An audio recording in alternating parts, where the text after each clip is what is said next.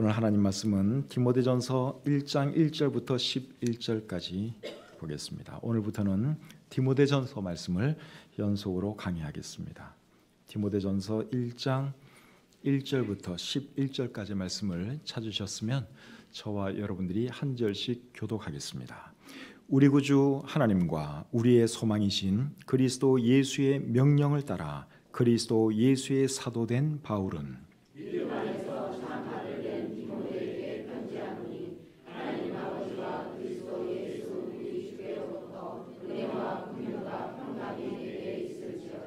내가 마게도냐로 갈 때에 너를 권하여 에베소에 머물라 한 것은 어떤 사람들을 명하여 다른 교훈을 가르치지 말며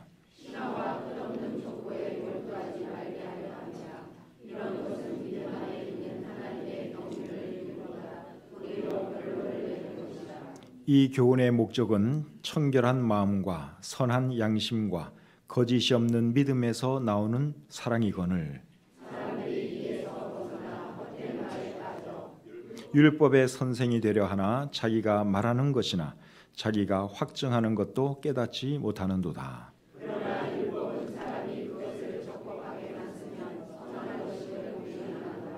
알 것은 이것이니 율법은 옳은 사람을 위하여 세운 것이 아니요 오직 불법한 자와 복종하지 아니하는 자와 경건하지 아니한 자와 죄인과 거룩하지 아니한 자와 망령된 자와 아버지를 죽이는 자와 어머니를 죽이는 자와 살인하는 자며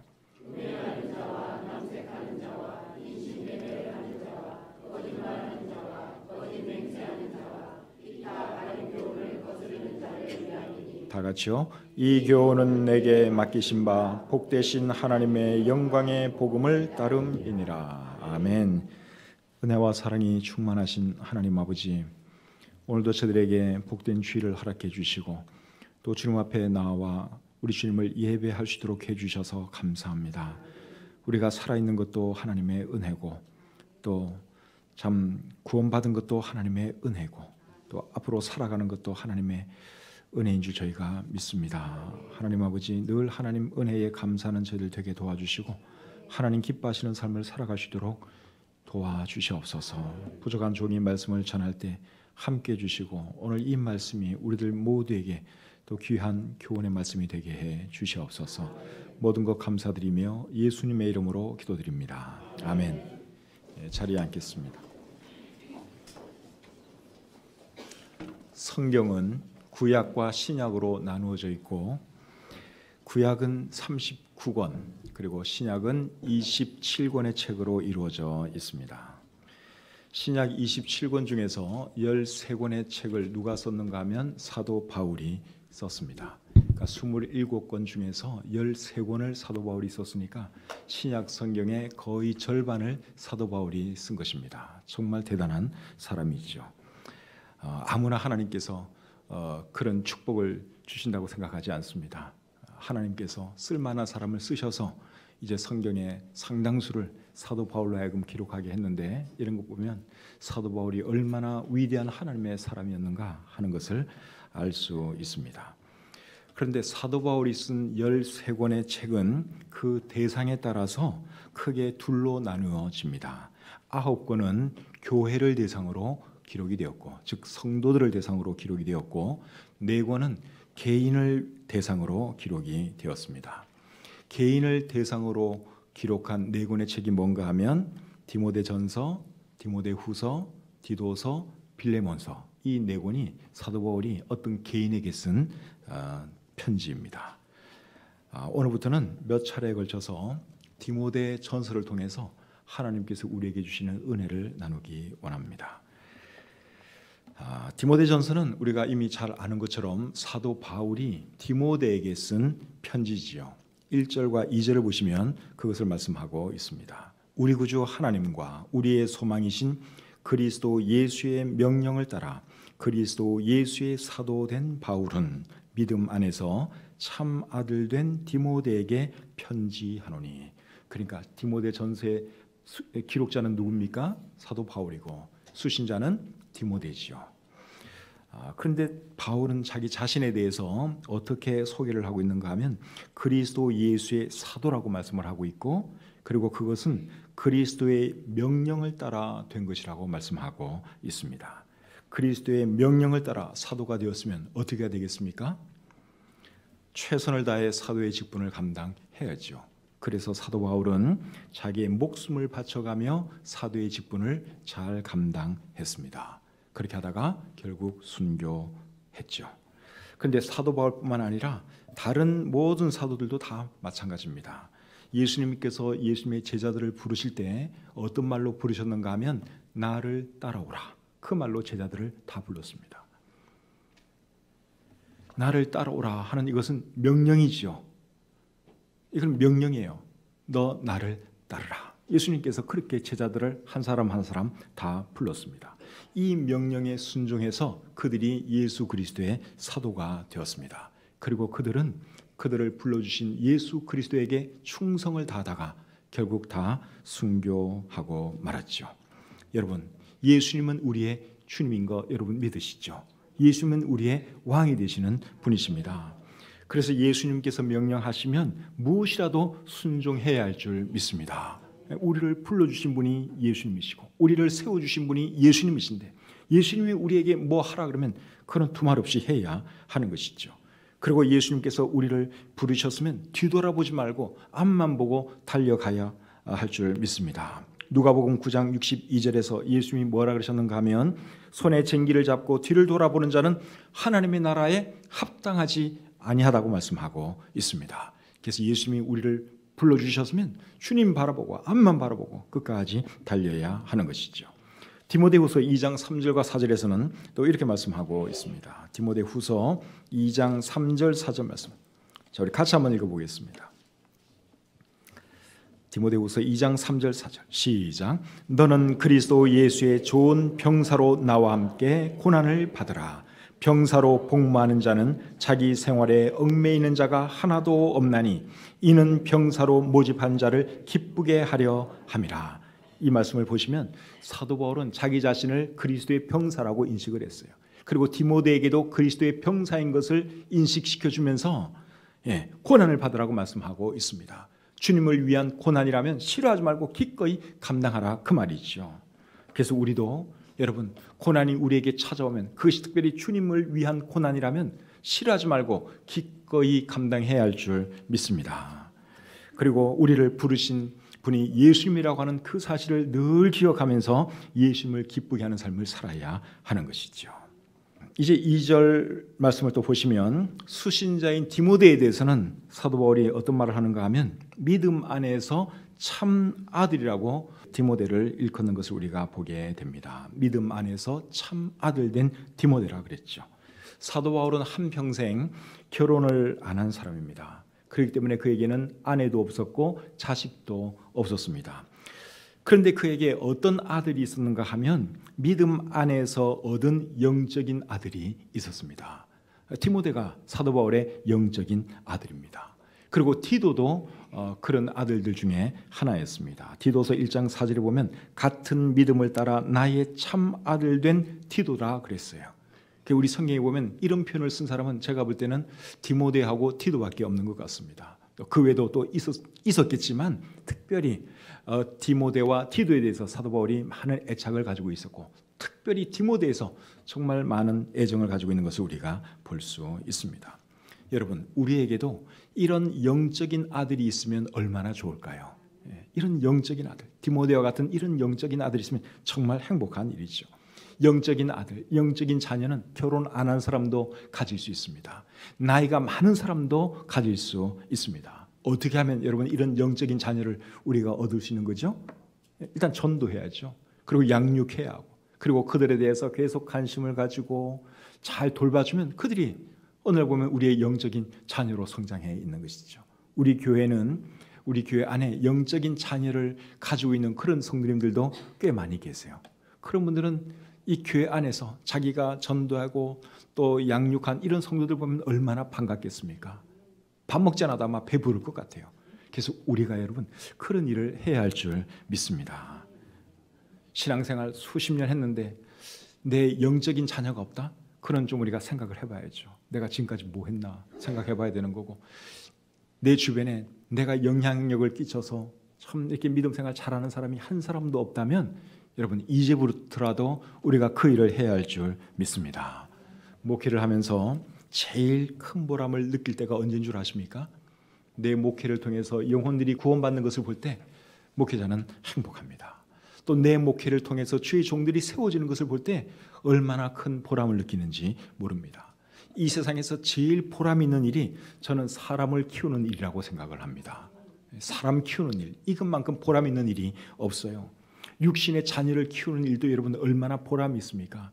오늘날 젊은이들이 그 기쁨과 보람을 알지 못하고 자식을 안 낳으려고 그러는데 그게 참 슬픈 일이에요.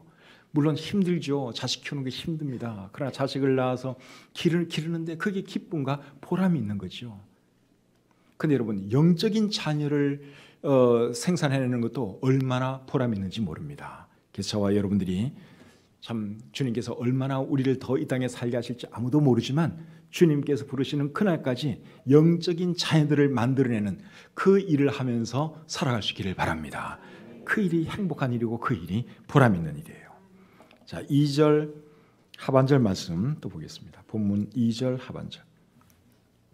하나님 아버지, 여기서부터 우리 같이 한번 읽을까요? 시작. 하나님 아버지와 그리스도 예수 우리 주께로부터 은혜와 긍휼과 평강이 내게 있을지어다. 아멘. 이 말씀은 사도 바울이 디모데를 축복하는 내용이죠.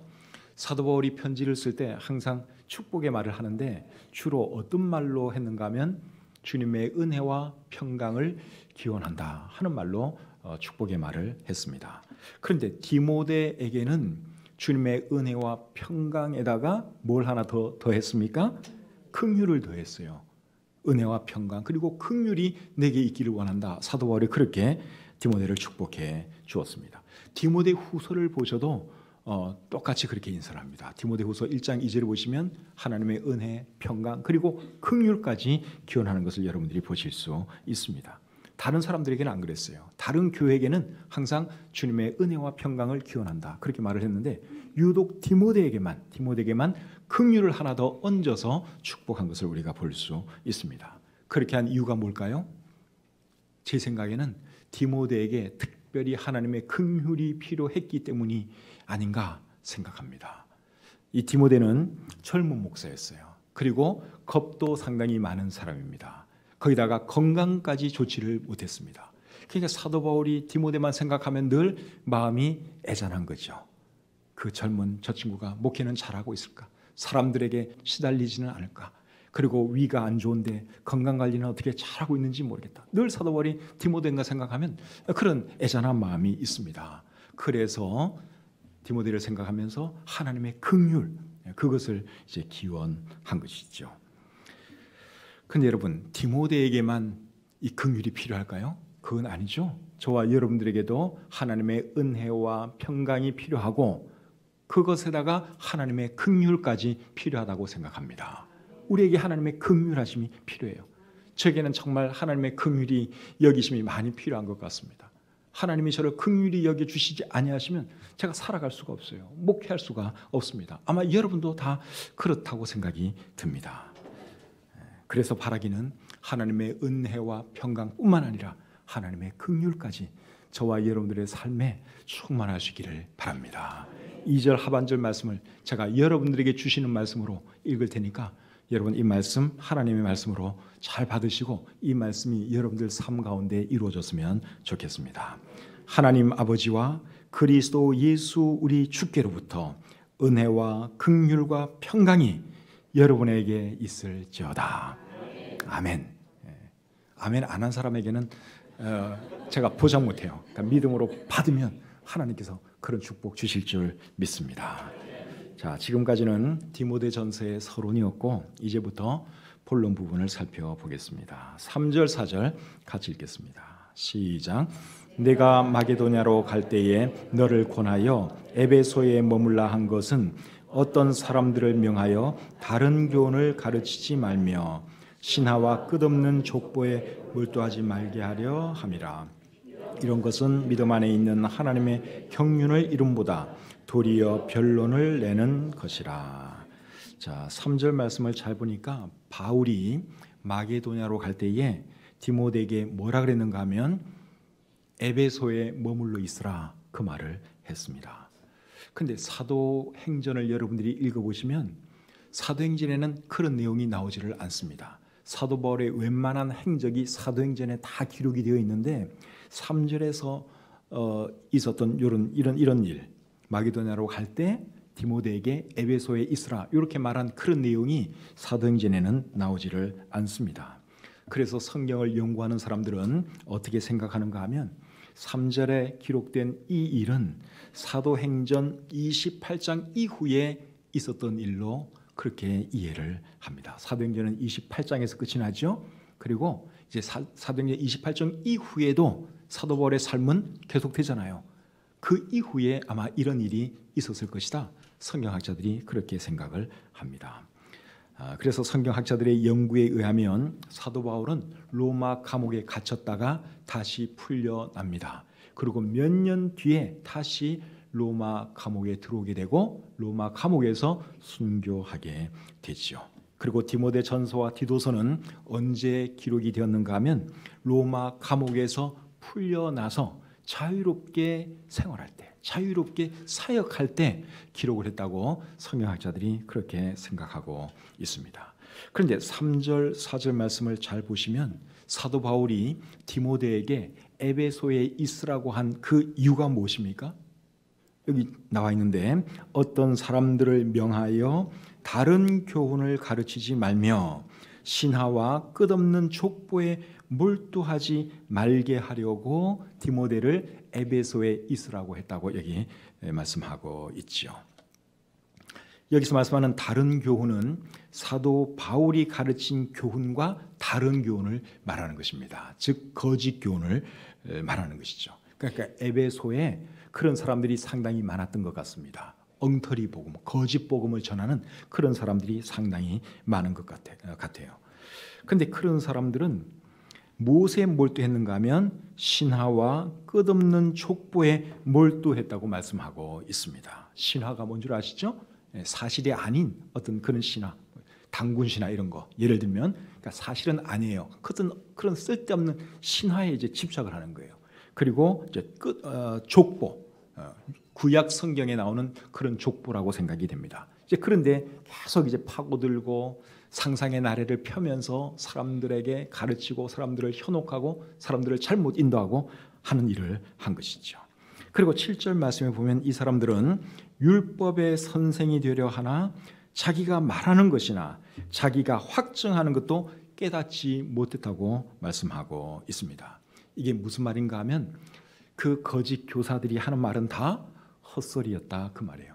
자기가 무슨 말을 하는지도 이해를 못하면서 사람들에게 말을 해요.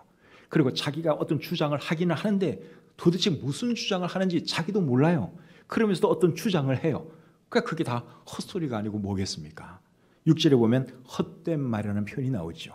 그러니까 이 거짓 교사들은 하여간에 헛소리를 하면서 사람들을 미혹하고 사람들에게 영향력을 끼치려고 한 것입니다.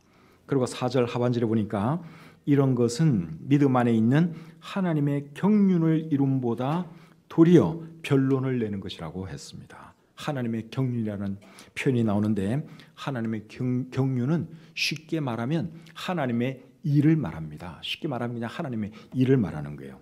NIV 영어 성경에 보면 경륜이라고 하는 이 어려운 단어를 어떻게 번역했는가 하면 work, W-O-R-K, 일로 번역을 했어요. 일은 쉽잖아요. 그렇죠? 예. 그 다음에 NASB 영어 성경에서는 이 경륜을 administration, 관리, 행정 이런 단어로 번역을 했습니다. 그래서 쉽게 그냥 하나님의 경륜은 하나님의 일이라고 여러분들이 이해를 하시면 돼요. 그래서 이런 것은 하나님의 경륜, 즉 하나님의 일을 이룸보다 도리어 변론을 내는 것이라고 했습니다. 이런 것이 어떤 거예요? 신하와 끝없는 족보에 몰두하는 것을 말하죠. 그래서 여러분 이런 사람들과 변론하는 것은 아무런 도움이 되지를 않습니다. 이단들과 여러분 이렇게 막 변론하고 싶은 그런 마음도 가끔 들 수가 있는데 이단들과 변론하는 것은 전혀 도움이 되지를 않습니다. 디도서 3장 9절 10절 말씀 같이 한번 보겠습니다. 디도서 3장 9절 10절입니다.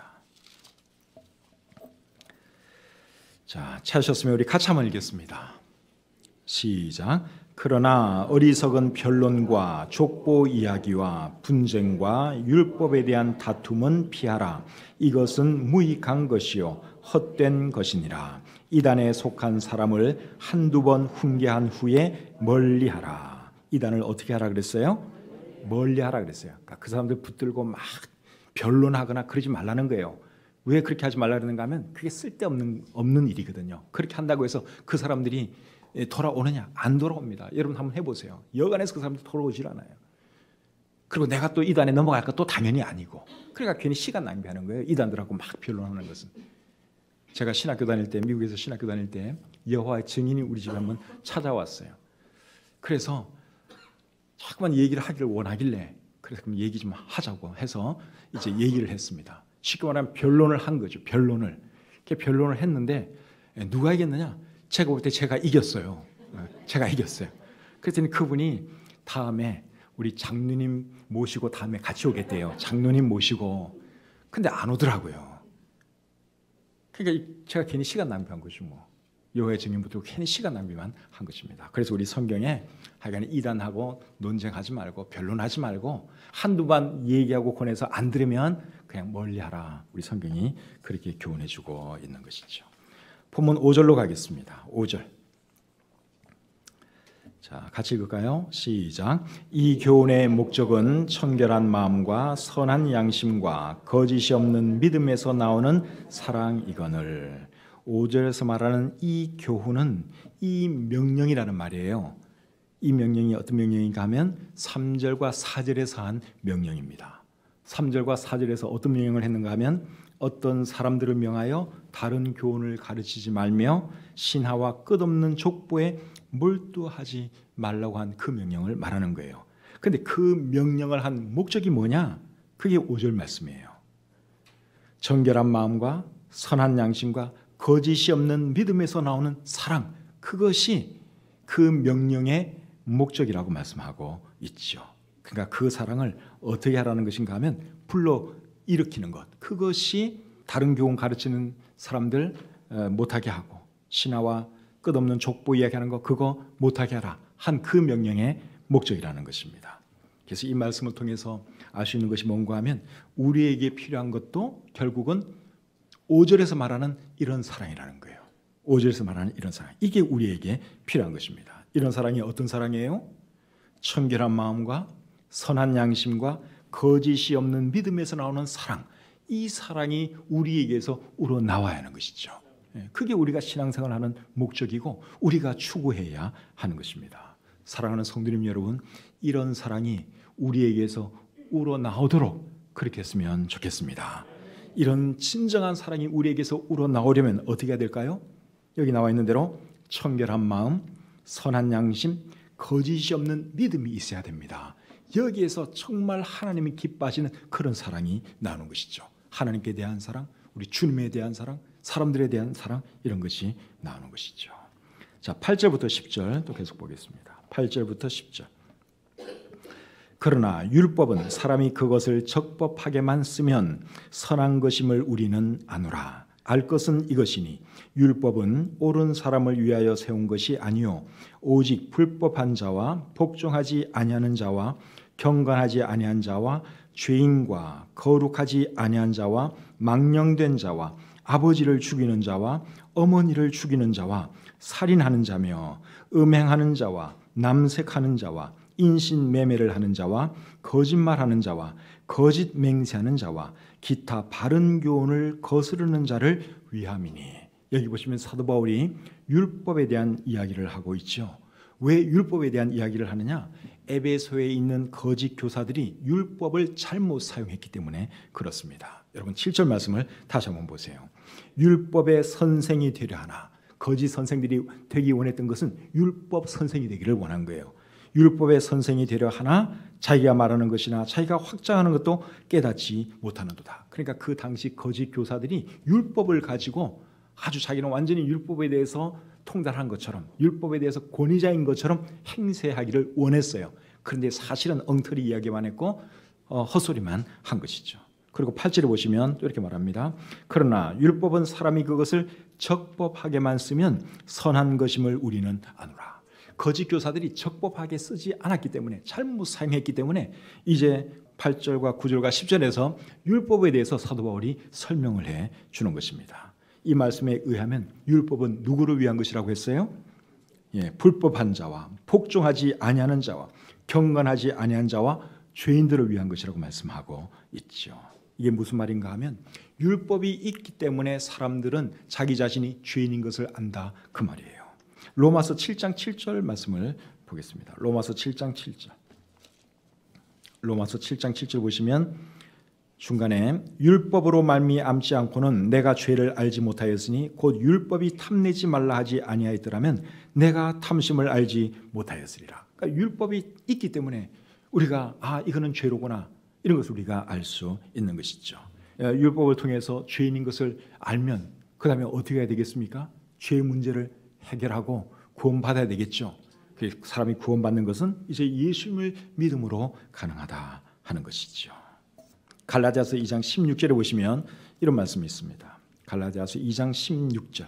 사람이 의롭게 되는 것은 율법의 행위로 말미암음이 아니요 오직 예수 그리스도를 믿음으로 말미암는 줄 알므로 우리도 그리스도 예수를 믿나니 이는 우리가 율법의 행위로서가 아니고 그리스도를 믿음으로써 의롭다함을 얻으려 함이라. 자, 이 보면 결국은 율법은 우리를 의롭게 해주는 것이 아니라 우리가 죄인인 것을 알게 하고 예수님을 믿도록 해주는 것이라고 말씀하고 있죠.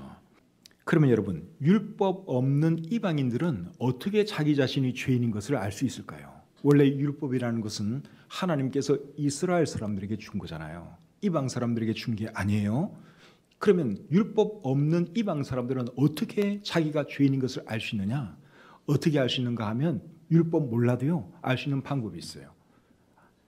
그게 뭔가 하면 양심을 통해서 알 수 있습니다. 양심을 통해서. 그 말씀이 로마서 2장 14절 15절에 있습니다. 자, 로마서 2장 14절 15절 보겠습니다. 율법 없는 이방인이 본성으로 율법의 일을 행할 때에는 이 사람은 율법이 없어도 자기가 자기에게 율법이 되나니 이런 이들은 그 양심이 증거가 되어 그 생각들이 서로 혹은 고발하며 혹은 변명하여 그 마음에 새긴 율법의 행위를 나타내느니라. 이게 무슨 말인가 하면 사람은 양심을 통해서 설령 율법을 모른다 할지라도 자기의 양심을 통해서 무엇이 옳고 그름을 분별할 수 있다, 그 말이에요. 그러니까 여러분, 성경 말씀 몰라도 율법에 어떤 말씀이 있는지, 십계명에 어떤 말씀이 있는지 이런 거 몰라도 사람이 어떤 일을 하면은 그 일이 좋은 일인지 나쁜 일인지 압니까, 모릅니까? 알죠. 그게 어떻게 아느냐? 양심이 있기 때문에 그래요. 하나님께서 양심을 경찰관으로 딱 마음속에 세워두셨거든요. 그러니까 나쁜 짓 하면 양심의 가책을 느끼는 거죠. 이거는 나쁜 일인데, 이러면 안 되는데. 그 양심을 통해서 사람은 자기 자신이 죄인인 것을 알 수 있는 것이죠. 자, 11절 보겠습니다. 마지막으로 11절입니다. 같이 읽죠. 시작. 이 교훈은 내게 맡기신 바 복되신 하나님의 영광의 복음을 따름이니라. 여기서 말하는 이 교훈은 10절에서 말하는 바른 교훈입니다. 바른 교훈은 어떤 게 바른 교훈입니까? 사도 바울이 가르쳐준 교훈이 바른 교훈이죠. 그래서 11절에서 하는 말이 이 교훈은 내게 맡기신 바, 내게 맡기신 바 복되신 하나님의 영광의 복음을 따름이니라고 말씀하고 있는 것이죠. 바울이 가르쳐준 복음, 바울이 전해준 복음은 무엇입니까? 예수님께서 우리의 죄를 위하여 십자가에 달려 피 흘려 돌아가셨고 죽으신 지 3일 만에 다시 부활하셨다. 그리고 누구라도 이 예수 그리스도를 자신의 구주로 받아들이면 구원받을 수 있다 하는 것이 사도 바울이 우리에게 전해준 복음입니다. 그래서 이 외의 것은 다 거짓말이에요. 자기가 그리스도라 그런 사람도 있고 재림 예수라고 말하는 사람도 있는데 다 거짓말이고 우리의 유일한 구세주는 예수 그리스도 한 분밖에 없습니다. 그것이 사도 바울이 우리에게 전해준 복음이에요. 다른 복음에 여러분 거짓 복음에 현혹되지 마시고 예수 그리스도의 이 복음, 사도 바울이 우리에게 전해준 이 복음 붙들고 살고 또 이 복음만을 전하는 저와 여러분들이 다 되시기를 우리 주님의 이름으로 축복합니다. 기도하겠습니다. 하나님 아버지, 디모데 전서의 말씀을 통해서 또 바른 복음에 대해서, 바른 교훈에 대해서 생각해 보게 해주신 것 참 감사합니다. 이 세상에 참 여러 이단들이 있고 또 이단들이 특세하는 그런 세상이 되고 말았습니다. 이런 세상 속에서 우리가 우리의 믿음을 잘 지켜주도록 도와주시고 사도 바울이 전해준 복음, 성경에 기록된 이 복음만을 붙들고 살아가는 저들 되게 해 주시옵소서. 이 복음을 알지 못해서 멸망하는 영혼들이 우리 주변에 얼마나 많습니까? 하나님, 그들에 대해서 불쌍히 여기는 마음을 갖게 하시고 우리가 참 발견한 이 예수 그리스도, 이 놀라운 예수 그리스도를 그들에게도 전함으로 많은 사람들을 주님께로 인도하는 저희들이 되게 해 주시옵소서. 주신 말씀을 감사드리며 예수님의 이름으로 기도드립니다. 아멘.